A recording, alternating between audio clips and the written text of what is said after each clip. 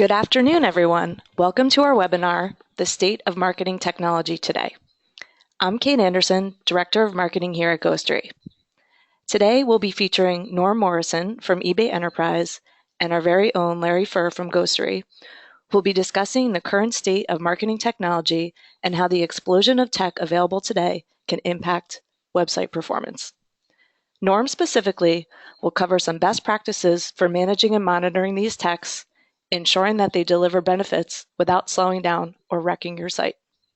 But to kick it off, I'd like to introduce Larry Furr, Ghostery's VP of Product, who will get us started today. Great, thanks, Kate. Happy to be on here today and talk about the state of marketing technology today. The first thing that we probably should take a look at in understanding the marketing technology landscape is who are the players. There's a group called Chief Martech, and every year they publish a really helpful of all the different vendors of marketing technology. Just about 2 weeks ago, they published the latest version of this for 2016, and we're now up to over 3,500 unique logos on this page. So many logos that it's really hard to even make any of them out on this slide. And since 2011, the number of marketing tech vendors has actually increased by over 2,500%. So this is still an area we're seeing a crazy amount of investment, a crazy amount of new startups and new companies. And what this means is that there's a lot of marketing technology tools out there. And because of that, you've got a lot of different tags that people deploy on their sites to use these great tools. But too many of these tags can result in a lot of chaos. And we're going to talk about some of that today and some of the problems that we see. Now, if you're not familiar already, Ghostery operates the world's most popular privacy browser extension. It's a browser extension that runs across 5 of the major browsers.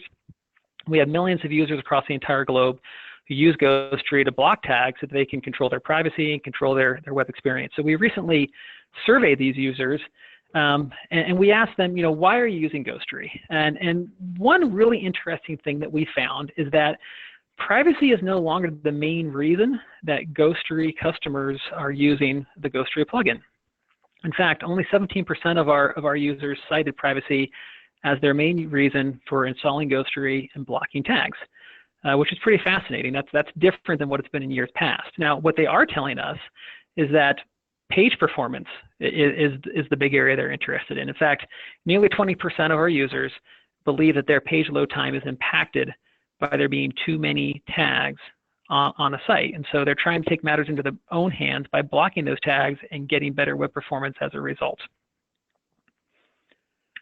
So because we have so many users around the globe and many of them donate their data back to Ghostery so that we can share this information with site owners and allow them to make better decisions in how they deploy marketing technology on their sites, this is some of the information that our users donate back to us through the Ghostery browser extension. So tag and ad density, tag speed, page speed, non-secure tags that are firing on secure pages, and tag failures. And I want to share some of the metrics that we've seen across the entire web through our panel of millions of users that are sharing this data with us so that you can start to understand how tags are operating on your pages.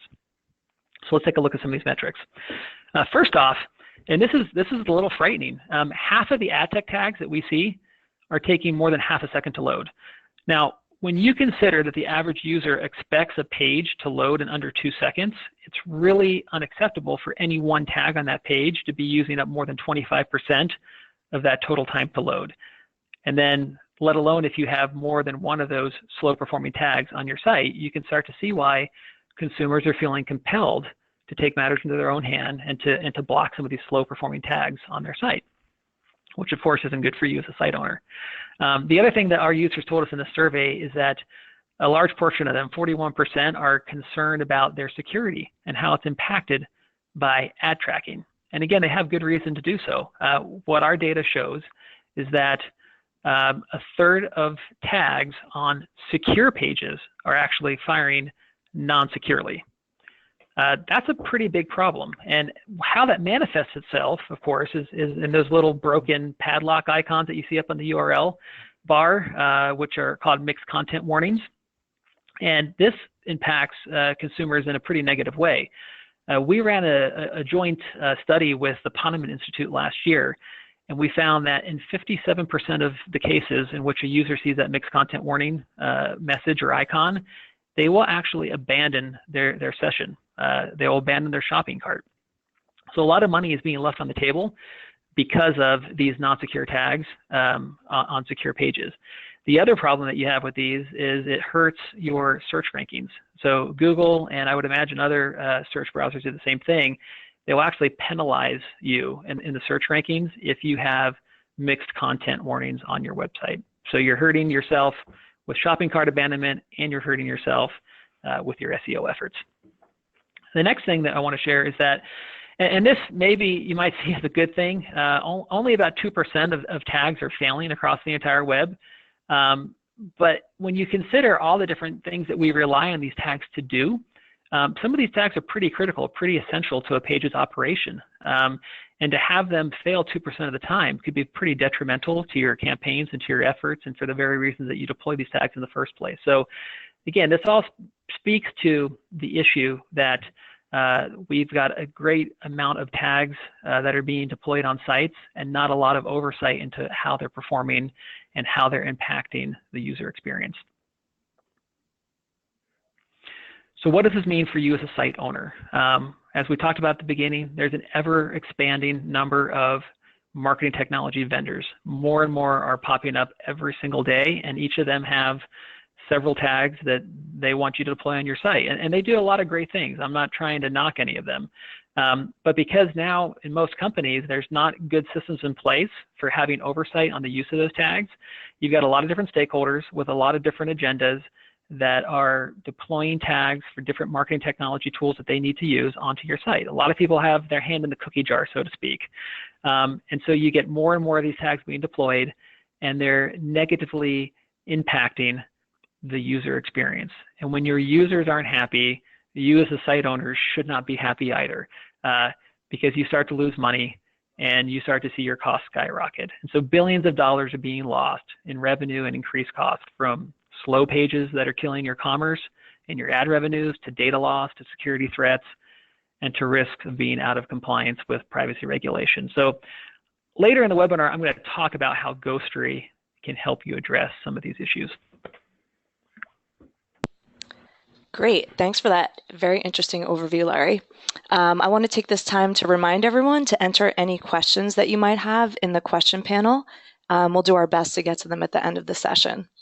Next, I'd like to introduce Norm Morrison, Senior Director, Performance Management and Principal Architect at eBay Enterprise. He's going to provide some real-world examples of managing and monitoring marketing tech.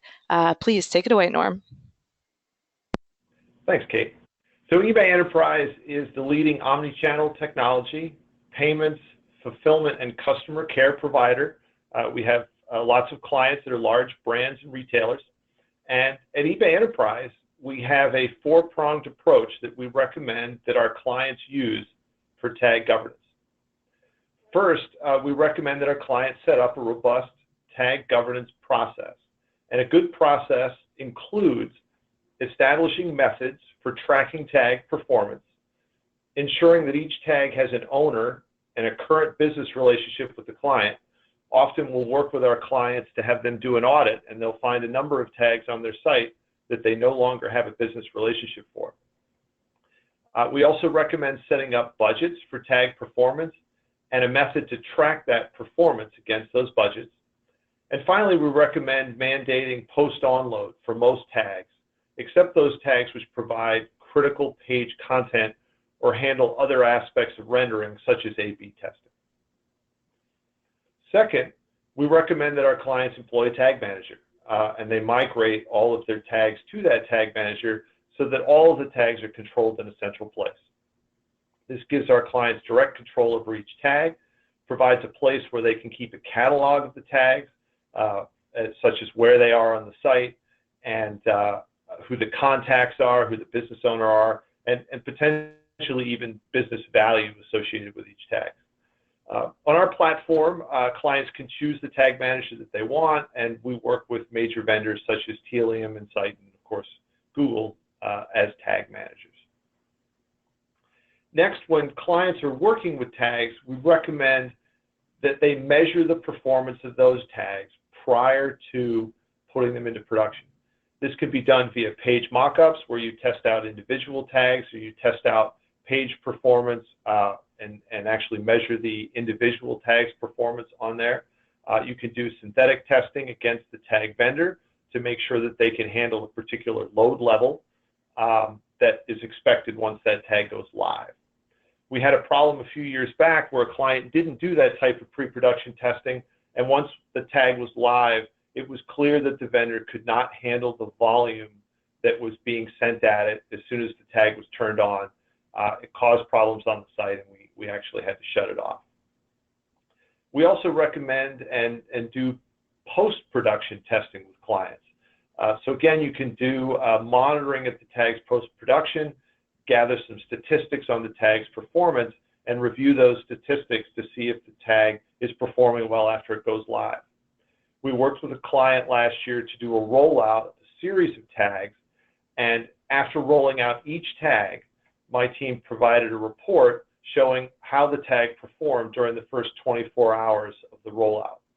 When one of the tags failed to perform to the performance budget that the client had established, the client was able to reach out to the tag vendor and get them to fix the issue and provide a root cause for the issue, all in the same week. So having that focus and visibility on the tags as they're being rolled out was really critical to that, preventing it from being a bigger issue down the road. Finally, we recommend that clients put in place a good escalation process and have a procedure for blocking tags if they become an issue. There's several different things that go into that. First of all, just documenting the tags, making sure you have business owners and vendors that you have good working relationships with. And finally, on our platform, we've got kill switches for tags that are not in a tag manager that allows us to quickly turn off a tag if it does become a problem.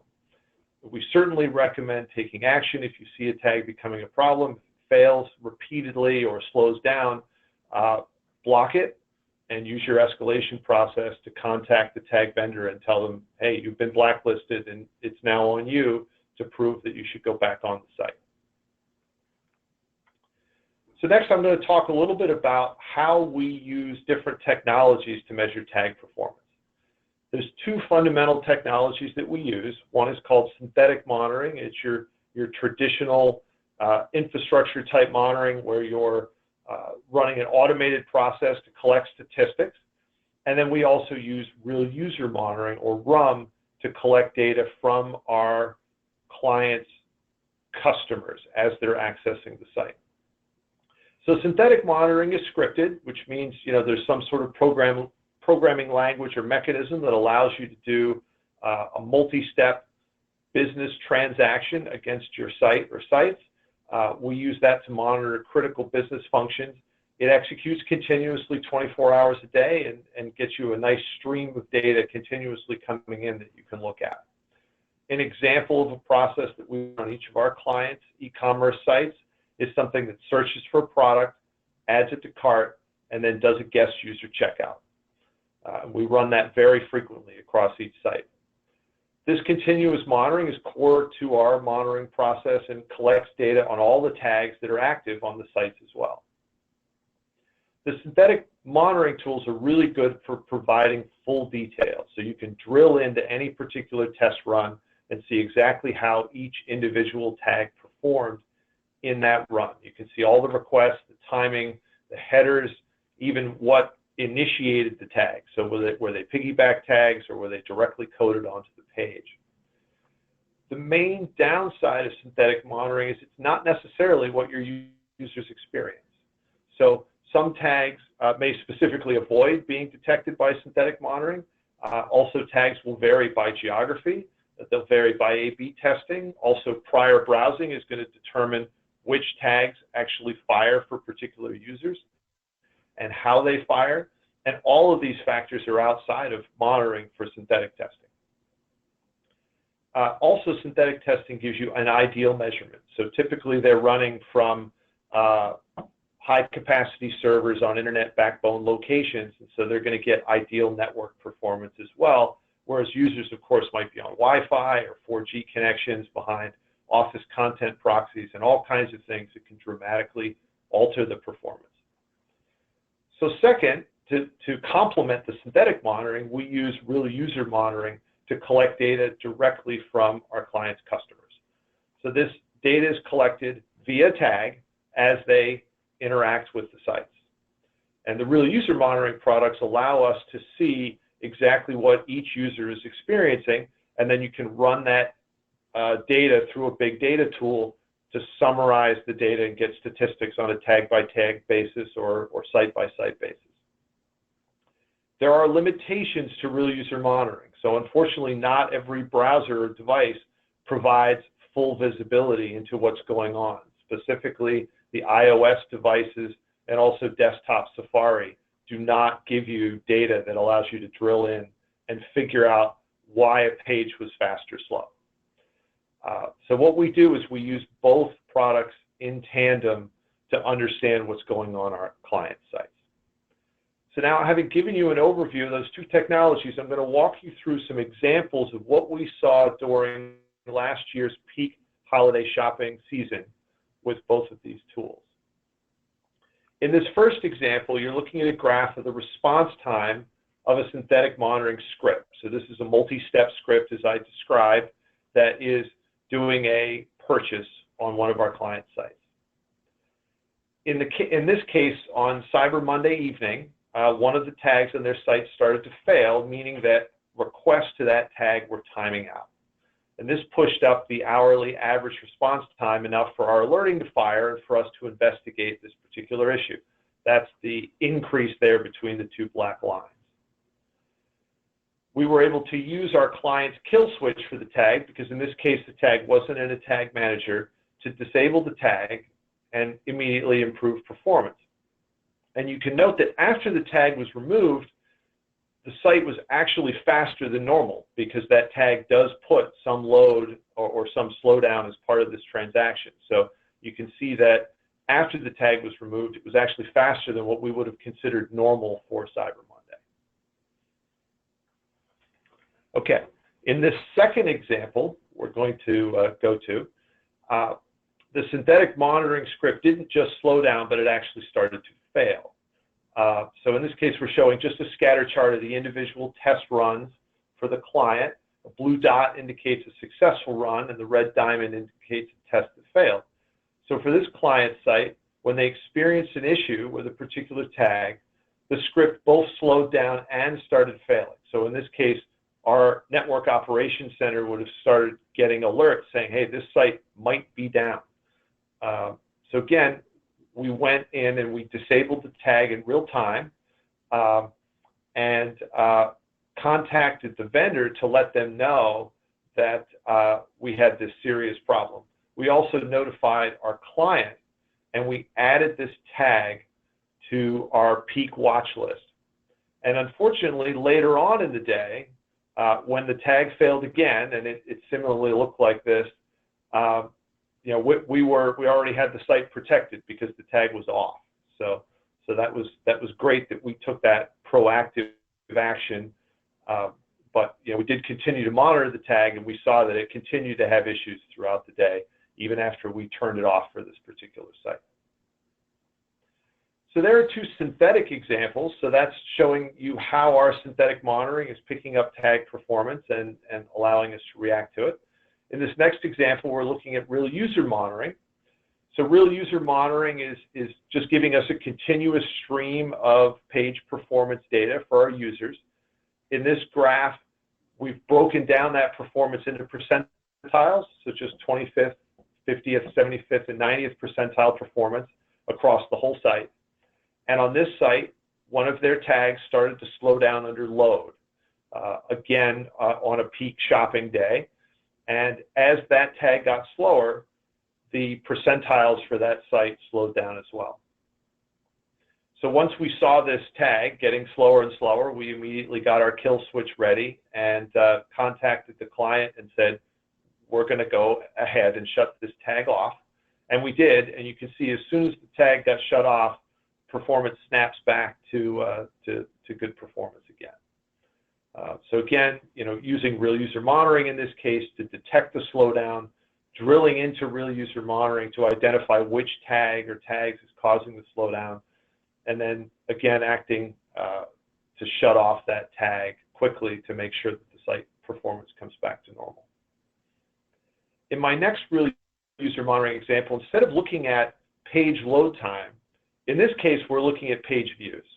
So this is a graph of the page views on a particular site, and shows how that page view volume was impacted by a bad tag.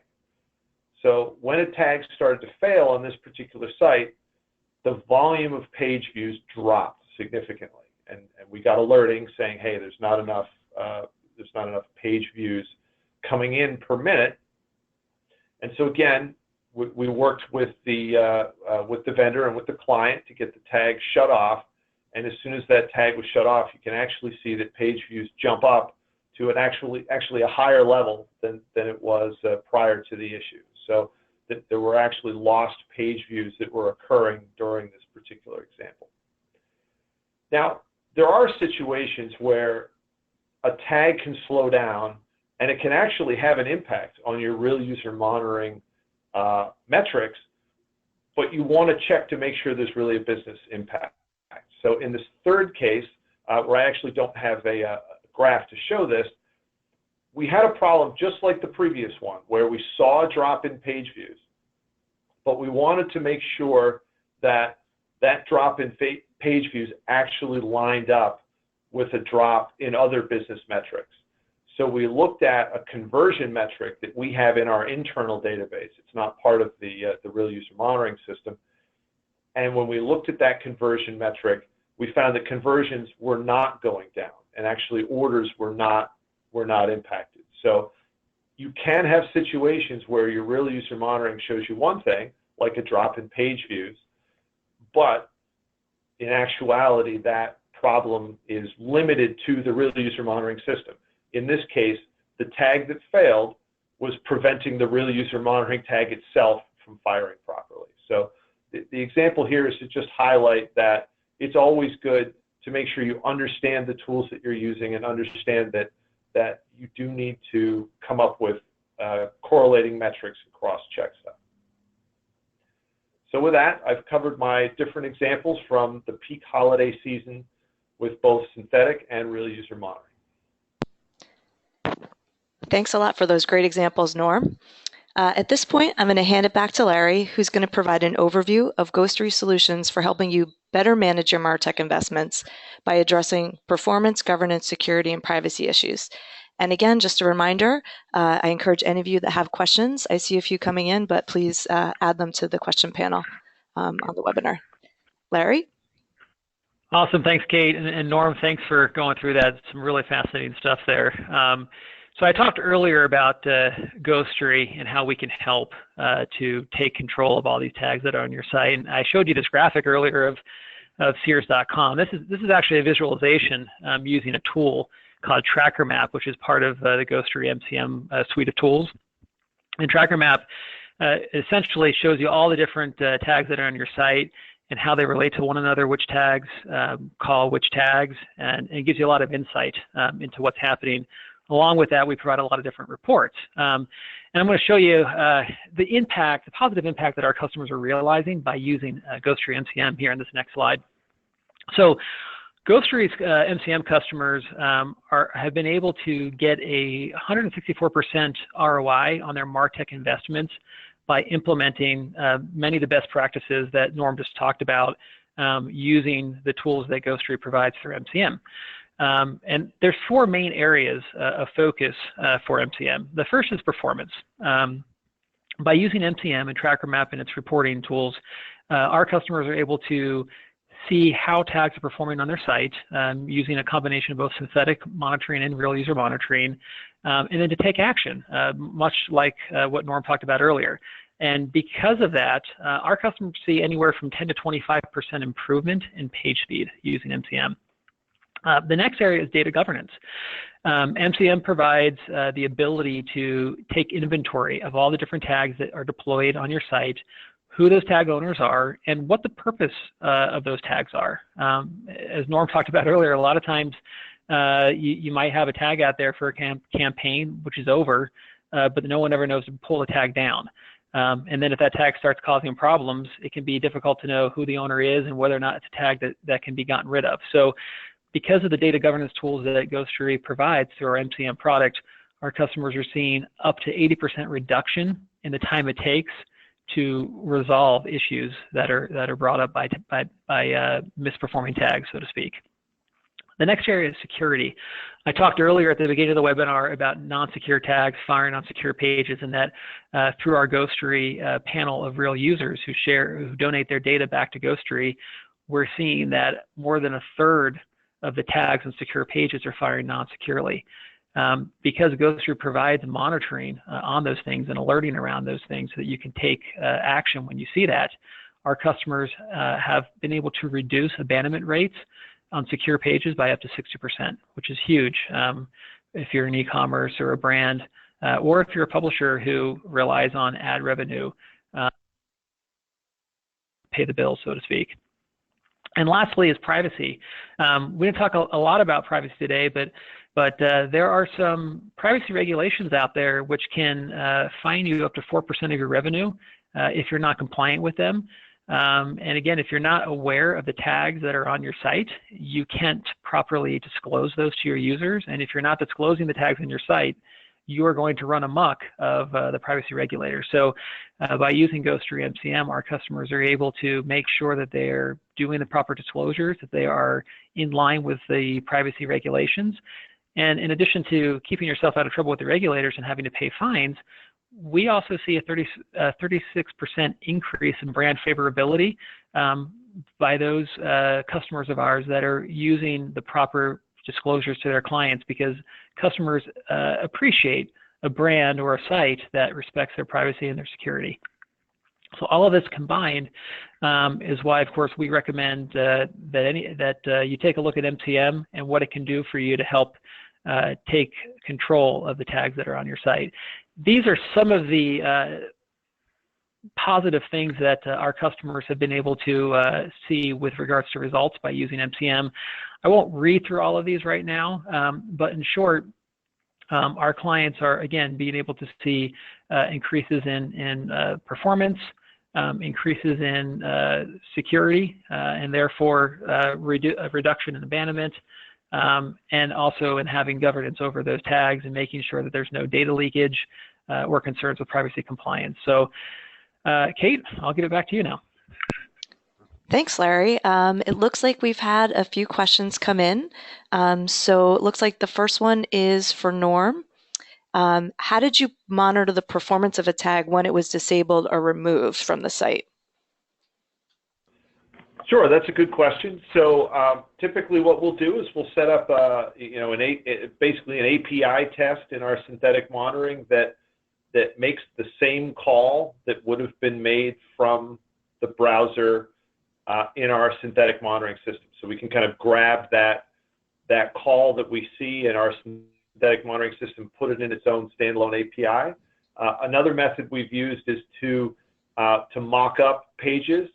So if you take a particular page, like a product detail page, and you mock it up so that it's just a copy of that page, so it's not actually in production, but it's a copy of the HTML, then we can modify the tags that are on that page and get timings and measurements for that page as if it was, live on the site, but we're hitting it directly.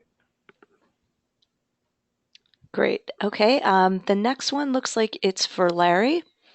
If Ghostery helps you discover slow loading tags, how can marketing and technology teams work not to completely remove the tag, but improve performance of the tag? Actually, this might be for both of you, so feel free to pipe in. Yeah, sure. Yeah. So a lot of times tags are performing slowly because of the tag itself, and sometimes it's because of your use or implementation of the tag. And one of the neat tools that Ghostery MCM provides is a report called Tag versus Page Latency. and allows you to benchmark that tag both on your own domain and across the entire internet. So if you see that the tag is slow across the entire web, then you know that you probably need to go talk to the vendor and make sure that they're meeting their SLAs with regards to tag performance. But if that report reveals that it's unique to your website, then that's when you can start to work with your web ops and IT folks to figure out what are we doing wrong with how this tag fires, on the page and where it's implemented that's causing it to perform so poorly on our site. Norm, you may have some more insight you want to share there. Sure. I would just add that by providing concrete graphs and metrics for tag performance, the tag vendors are usually very eager to correct problems, but having it quantified for them makes things move a lot faster. Great. Thanks for that. So this one is for Norm. How did you kick off this project at eBay, and how can I do the same at my organization? Sure. So the most important thing, of course, is to kind of get that business sponsor or executive sponsorship internally, and get started with building out a tag governance process. A good way to kick that off or to kickstart it is by doing a tag audit, using a tool like Ghostery, and identifying the business owners and the orphan tags or tags that no longer have business owners. Once you've done that audit, you've got a good starting point for disabling unneeded tags, and then you can start to establish guidelines for whether tags should be allowed to piggyback other tags, privacy and security, and then do all the other governance things that I talked about. But getting an executive owner or sponsor who's willing to say, hey, we want to get control of this and recognizes that it's something that's worth putting resources behind is a good starting point. And then a good way to get some quick hits is to do that tag audit and be able to show them, hey, here's all the things we found, here's all the items that we're going to immediately take some action on. Thanks. This one is for Larry, around the Ghostery survey data that you were talking about. What are users worried about besides latency and security in regards to tags? Yeah, that's a good question. Yeah, security is definitely a big one. Latency is a big one. And the other main thing that we saw was just page clutter. So a lot of times, these tags are, of course, firing kind of that covered the entire screen and hurt the overall user experience of a page. And so that's one of the areas that people are concerned with. Another thing is just the amount of data that is flowing over the their own Wi-Fi network, or if they're on wireless and they have a data plan. They see their data plans getting eaten up by all of the tag data that's being sent to their phone or their mobile device. There was actually an article I read just recently that said that more than 50% of bandwidth on mobile devices is actually used up by the advertisements that get served up on pages. So that's another big area that our consumers have voiced, and that their data plans getting used up, their batteries being drained, and as they've been able to block many of these tags on sites, they're seeing that their battery lasts longer, their data consumption goes down, their sites are more pleasant to use, they load faster, and they feel that the sites are more secure and their privacy is being taken care of. So all of that kind of combines into the full gambit of reasons that people are using tools like Ghostery to take control of which tags they want to have firing on the sites they visit. Great, thank you. So looks like we have time for one more question, and this one is for Norm. And I apologize if I mangle this question, but it says, the shown examples that you provided with bad tag performance are all without a tag manager. I think you're asking for clarification around that, because otherwise they wouldn't make such an impact, because loading after document ready. So I think the question is, were the examples you shown with bad tag performance without a tag manager? Yes, they were, and I thought about that. I probably should have had an example with a tag manager. Just because you've got a tag manager doesn't mean that you've actually set all the tags to fire after onload. So I would certainly applaud people who do, but we have clients that are using tag managers, and then they have some tags that are firing before onload. So yes, the examples that I provided were tags that were not being brought in with the tag manager, and so therefore we use the kill switch on our platform. But certainly, just because you have a tag manager doesn't mean that you've necessarily done everything right. And of course, you can also have other things besides a tag manager bringing things in, like A/B testing and other types of stuff that are essentially integrations that are happening in the browser that has to happen prior to onload, and those can also impact things. And we monitor them the same way that we would monitor a tag.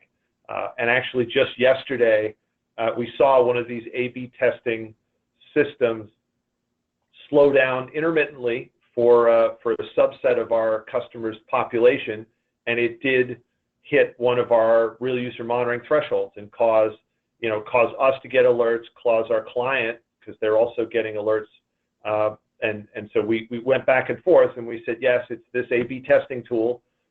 So that's outside of their tag manager, because they actually have a tag manager and they've moved almost all of their tags into it.